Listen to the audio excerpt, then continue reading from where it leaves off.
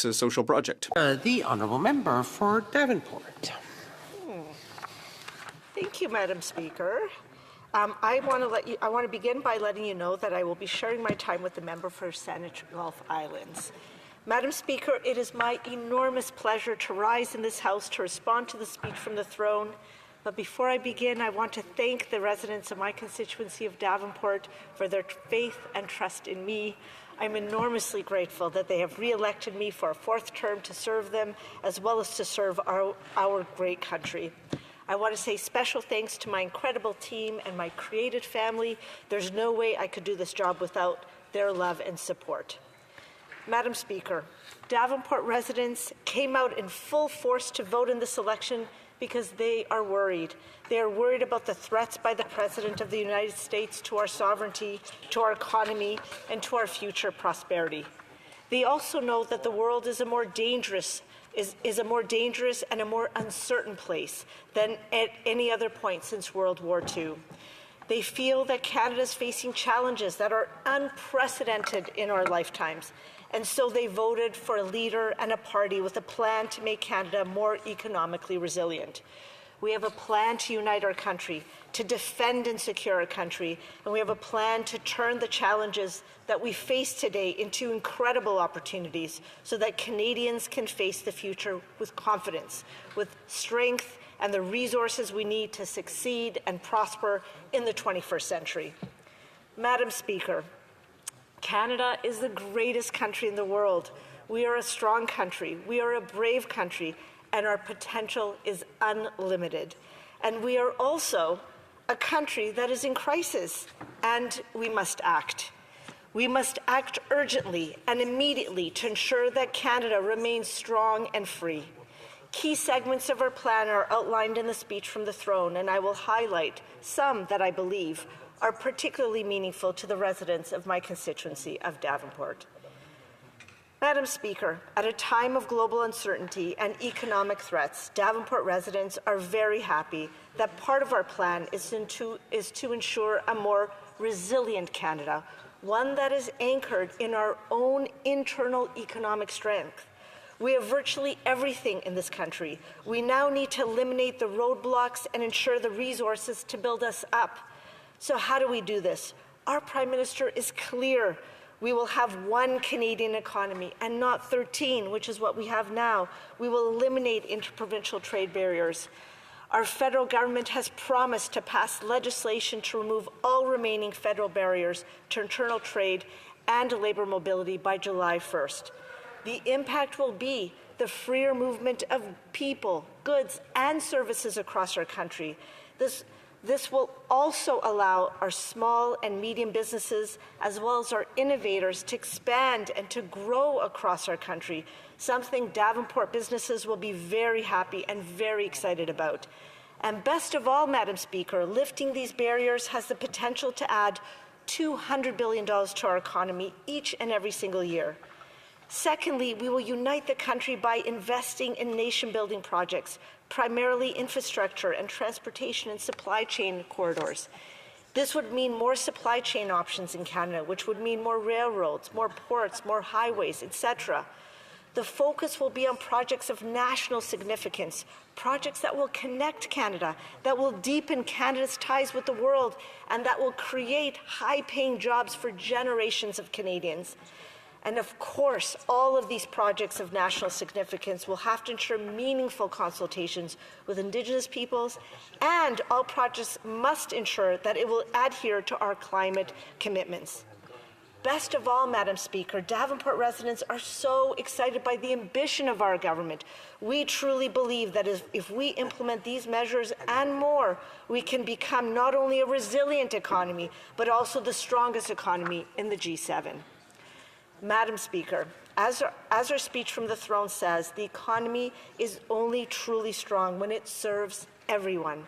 Many Davenport residents, like so many Canadians, are having such a hard time making ends meet.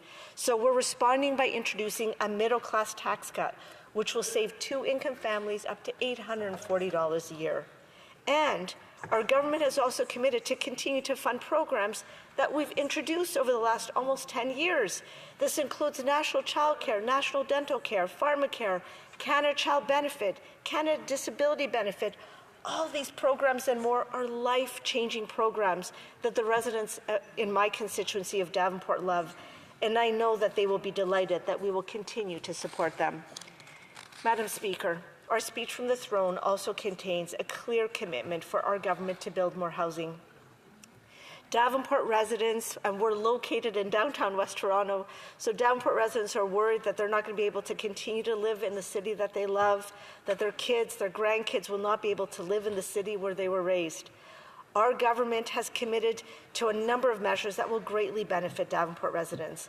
We're going to provide more support for Canadians who are trying to buy homes. We will cut the GST on homes under $1 million for first-time home buyers, and we will deliver, which will deliver savings of up to $50,000, and we're going to lower the GST on homes between $1 million and $1.5 million.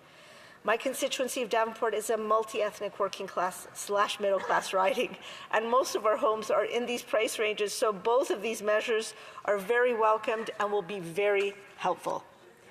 In addition, Madam Speaker, we are spending a lot more to build houses. Our federal government has committed to double down with an ambitious new housing plan that will double the rate of home building in Canada. We have learned a lot over the last few years, what worked and what we can do better. And so based on this data, we announced the most ambitious housing plan since World War II. Part of these measures will include the creation of Build Canada Homes to accelerate the development of new affordable housing. We will invest in innovation. So we're going to invest in the growth of modular and fabricated housing. We will increase the financing to affordable home developers. We will eliminate red tape and development costs by cutting municipal development charges in half for multi-unit housing. All of this will rapidly increase housing supply and bring housing costs down. And you'll be happy to learn, Madam Speaker, that our additional funding and ambitious housing plan will use Canadian technology, Canadian skilled workers, and Canadian lumber. All these measures, in addition to the ones we've already had in place over the last 7 to 8 years, will go a long way to ensuring greater housing supply and affordable home prices for the residents of my riding of Davenport, and indeed for all Canadians. Madam Speaker, community safety is vitally important to Davenport residents. For us, there's way too many American handguns on the city streets of Toronto. And while the numbers have gone down, we still have far too many car thefts in Canada's largest city. So I know that Davenport residents will be happy to know that our government just yesterday introduced a bill, C2, that will enhance security at the border. When passed, CBSA officers, those who work at our borders, will have new powers to stop stolen products from leaving our country, like stolen cars. They will also ensure the deployment of more scanners, drones, and helicopters, additional personnel and K9 teams that will help stop guns and drugs from coming into our country. Finally, our government has committed to toughen the criminal code to make bail harder for repeat offenders charged with violent crime and or major offenses. Finally, Madam Speaker, we've made serious commitments to spend more money to protect Canada's sovereignty. We have to do more to secure our borders, to secure our Arctic, and to secure Canada from coast to coast to coast. We've made a commitment to fulfill our NATO commitment of 2% spending of GDP, and we will achieve this with haste. I also believe that we will commit to even greater NATO spending, but we have to wait for NATO meetings in June for the total number and commitments. So in conclusion, Canada is in crisis. It is time for Canadians to continue to stay united. It is time to build a resilient Canadian economy, a time to invest in national building projects, a time to spend less but invest more. It's a time for us to secure our borders and protect our sovereignty, a time to build more affordable housing and put more money in the pockets of Canadians. These measures and more, as well as working together, will continue to ensure a prosperous Canada, the strongest economy in the G7, and an economy that truly serves everyone.